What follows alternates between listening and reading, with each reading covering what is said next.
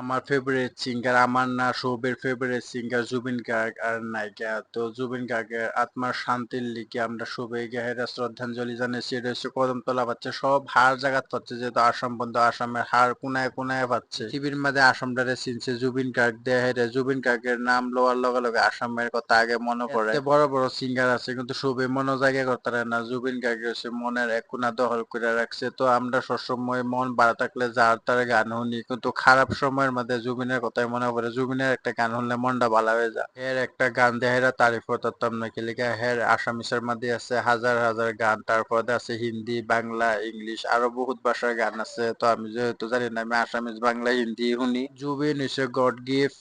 একবারই এর আর দুবার আইতো না, এর আর পাওয়া যেত না, এর তুলনা কেউ লগে ওইবারও নাই। আরো বড় বড় সুপারস্টার, মেগা স্টার, বড় বড় সেলিব্রিটি মরছে, কিন্তু এরম লাগছে না হের লিগে যেরম লাগতেছে। হের লিগে বুকটা যেমন খালি খালি হয়েছে এরম লাগতেছে।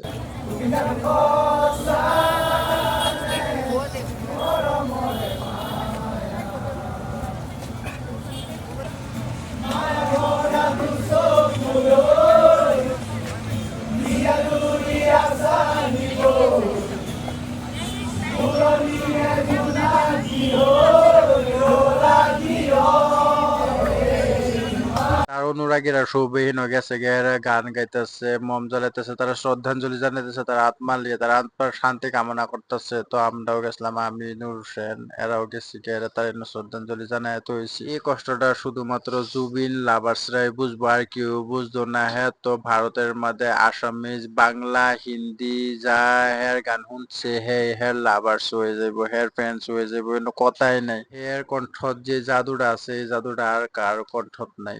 হ্যাঁ, আরো আছে, অরিজিৎ সিং আছে, আরো বড় বড় সিঙ্গার আছে, কিন্তু হের মতন না।